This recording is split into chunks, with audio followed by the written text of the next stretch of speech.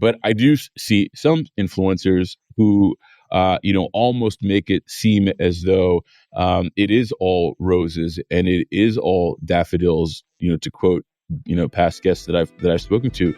And we know that that's not the case. Hey, y'all, what's going on? Welcome back to the Stacking Days podcast, where we highlight underrepresented journeys of sobriety from within the BIPOC community. I'm your host, Ray Donovan. Thanks for joining me today.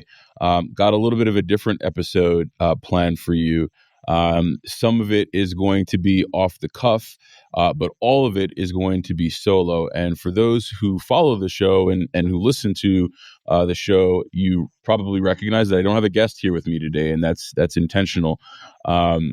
It's interesting because we are approaching 50 episodes here at Stacking Days, and I've been very intentional in not doing a whole lot of solo episodes, and just in full transparency and vulnerability. One of the reasons why I don't do more episodes solo is because I find it very convenient to be able to hide behind the interview and be the interviewer and have a guest on where I can ask a lot of questions, but I don't have to do a lot of talking. So I've had the fortune over the last, several months of being on some other podcasts, and I think that it is very therapeutic to be able to speak your opinions, your thoughts, your experiences out loud.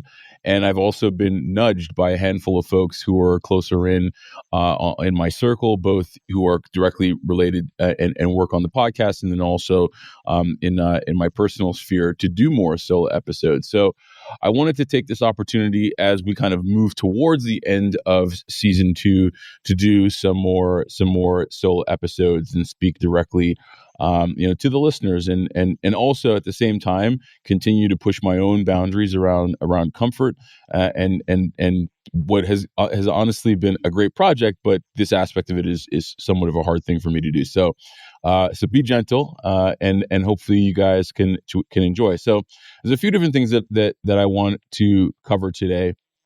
It'll be somewhat loose, so I'll act as though that someone is literally sitting there across from me, listening. But for those who are on sobriety journeys, everyone has their own toolkit, right? Part of what my toolkit is really staying abreast and as far as what's going on in the broader space. And part of that is I have a news feed where I create alerts for recovery and sobriety and alcoholism and non-alcoholic beverages. And, there's a pretty elaborate list. So, once a day, when I'm kind of scrolling through my phone, I tend to go into these very curated news feeds and just read about the current events of what's happening in the broader space of sobriety. It's almost a way for me to kind of tap into the larger narrative around kind of where the space is culturally speaking in our country right now, and in some respects globally.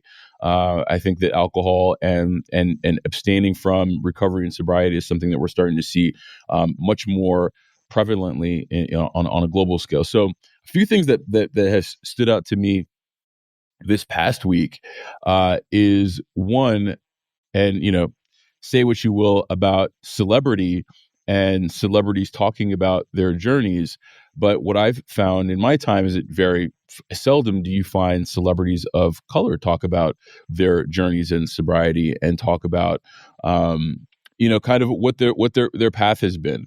And so recently I stumbled upon a series of articles that was highlighting Tiffany Haddish. And I'm going to assume most of the folks who listen to this show know who Tiffany Haddish is. She's an extremely famous comedian, very funny woman. But at the same time, she has clearly had a very challenged life leading up into her celebrity, her stardom. And as of late, over the last couple of years, there have been some very public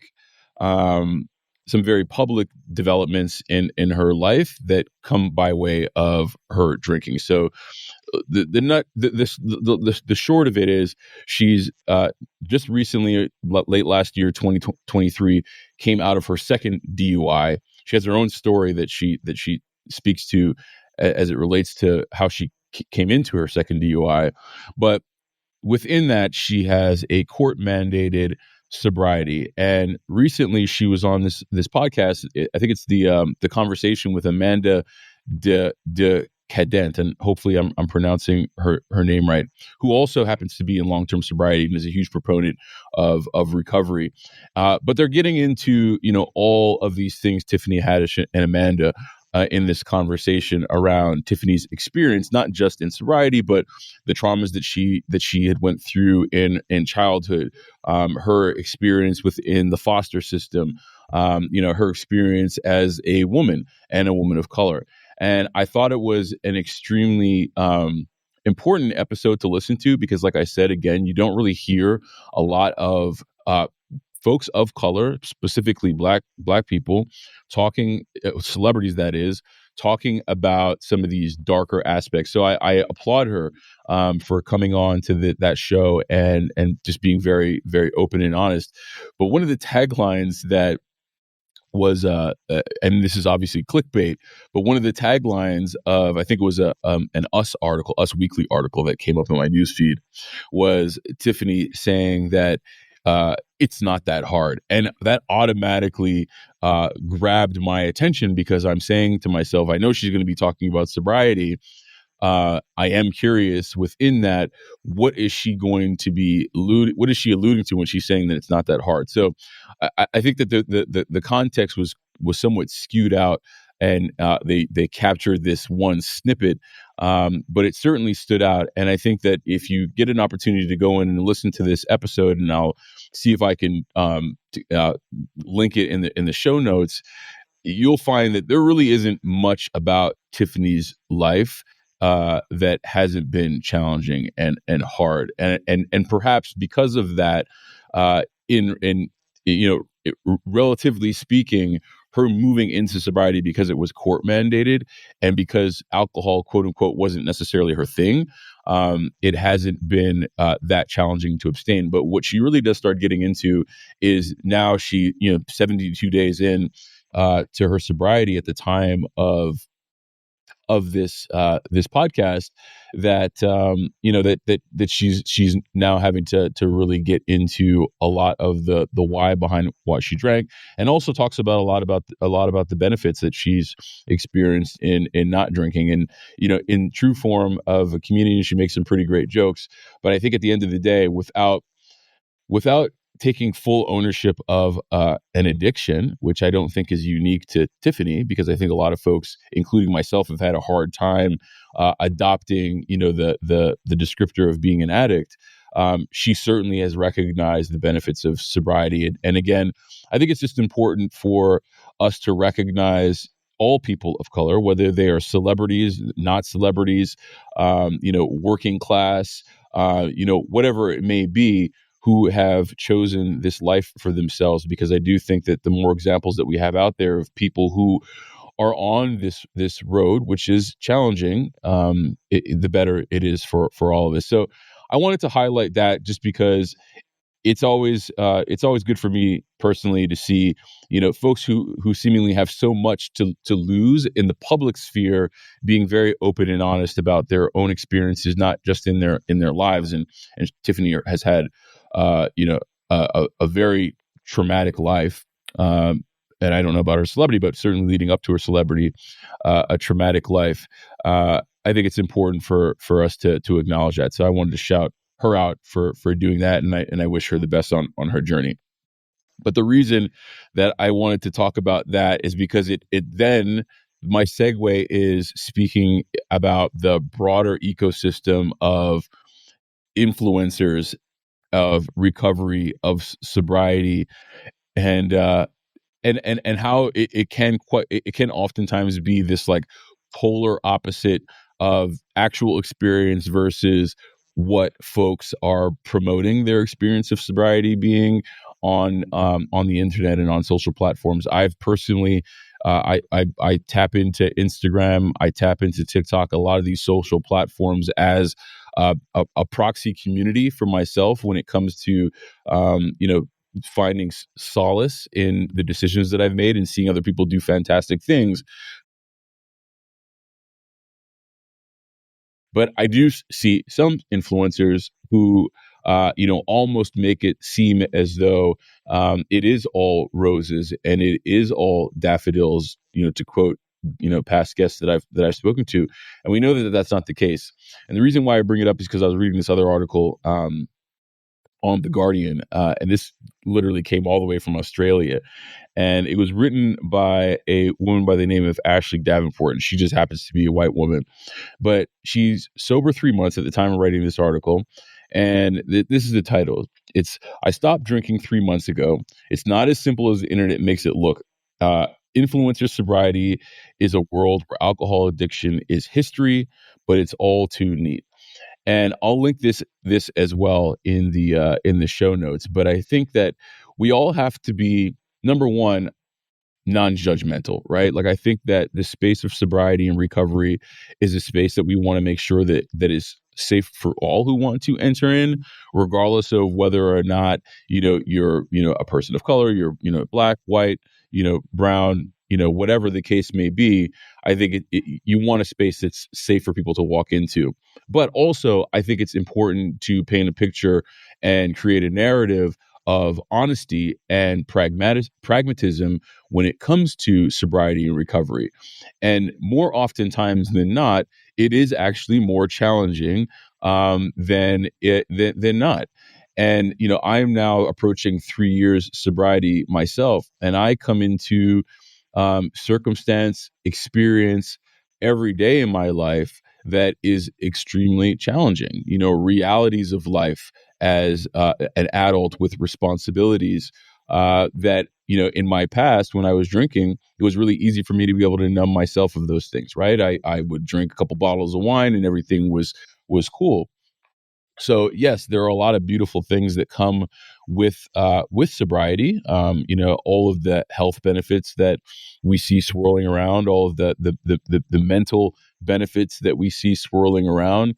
But at the same time, for those who suffered from some degree of addiction and substance use disorder, there are aspects of recovery and sobriety that are extremely challenging, that are extremely uncomfortable, that one has never really had to face head on and look in the mirror at in a long time. So I just want to level set for those who are out there who are looking at this very skewed version of what sobriety and recovery can look like, both across the community, across all culture.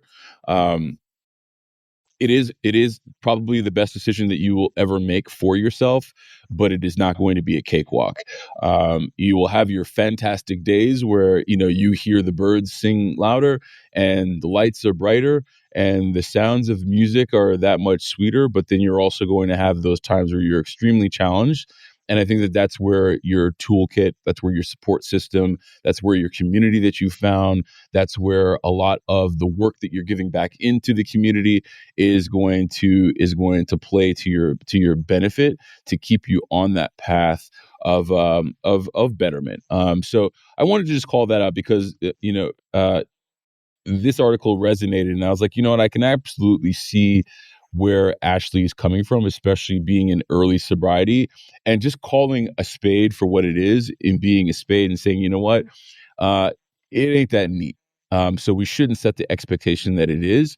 And what I've tried to do, and what I applaud the guests who've come on this show in doing, is just telling a uncensored, very truthful account of their own stories as it relates not just when it comes to their addiction, but also as it relates to their recovery.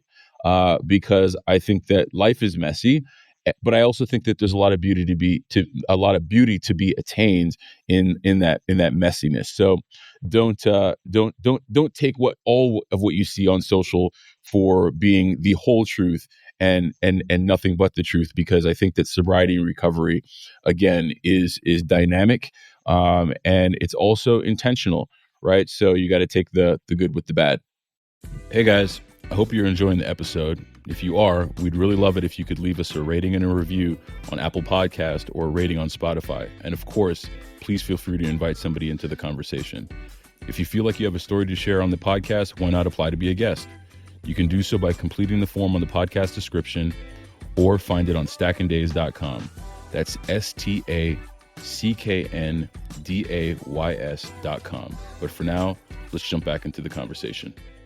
Okay, so the last point that I wanted to chat a little bit about is something that I've certainly felt on my own in my own journey, and I don't know, and I'd be curious to hear what the community says about this. Is this concept around sobriety fatigue, right? I feel as though that there is oftentimes, at least for me, there was a honeymoon, right? You in early sobriety, you're really trying to stack those days and maintain a degree of clarity as you get to a place where you're better equipped to do some of this, higher level emotional, spiritual work.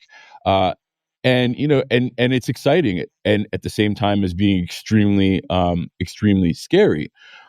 But over time, you get through your first 30, 60, 90 days, a year, 2 years, and you're so deeply embedded in the sober recovery community, and you're talking about it so much.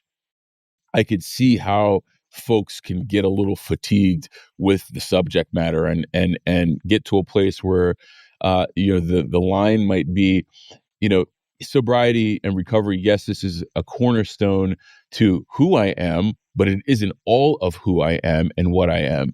And, and I'm much more dynamic of an individual when it comes to how I experience the world. So I was on social media, and a gentleman that I follow had mentioned this in a feed, and I hadn't seen it before. And I'm sure that it is a thing, but I hadn't seen someone explicitly call it out and say, you know what, I need to take a pause here because I'm experiencing this window of fatigue when it comes to not only my own sobriety, but also experiencing sobriety, the sobriety and recovery journeys of other people. And I can definitely empathize with that. I will say, for me personally, I do this podcast. I speak about sobriety with other folks who are in it as well, because it's an accountability tool for me to stay on my own journey. It keeps it front and center of my mind, because the truth of the matter is, at the end of the day, as much fatigue as you may feel in this space, that fatigue is exponentially more beneficial to you than taking your eye off the ball and potentially finding yourself in a position where you're kind of sliding back into habits that at one point in time certainly didn't serve you, i.e., potentially even drinking again. So I try to keep very much in the space of sobriety. I still listen to, podcasts on a weekly basis. There are 3 or 4 of them that, specifically focused on sobriety that I keep in my personal rotation, that I'm checking out on a regular basis. I'm constantly reading about it. I'm constantly talking to people about it, because I think that there is growth that can be had in fatigue. Like, if you think about, for those who are out there who are very much into fitness, right, and strengthening one's muscles, there is growth to be had after, putting your body through a degree of stress to a point of fatigue. And I believe that the same is true for emotional development. The same is true for personal development, that it's okay to fatigue yourself some, so long as that you can find spaces of rest, right? So long as you can find spaces of recovery, emotional recovery, mental health recovery, to be able to come back and stay on the mat and stick into it. I think that really putting that pressure on your intention is a healthy thing. So, I bring these 3 points up and obviously they're kind of like in different spaces on the spectrum, but I bring these 3 points up because, as you are on your journey, as I've been on my journey, things have resonated for me differently at different times. When I was in early sobriety, I had to be laser focused and extremely prescriptive about how I was going to go about my recovery. What was I going to do to not drink? What was I going to support that decision in not drinking? What was I going to be, replacing my time with in those times where I otherwise. So it was very prescriptive and intentional, right? Identifying like, why was it that I drank? There were some very specific things that I needed to figure out for myself and implement. And as time has gone on, and as this has become more of just my day-to-day lifestyle, it's opened up my perspective on what recovery, what sobriety, and what ultimately development and well-being can look like for me. Which is why I oftentimes find tools in unlikely places.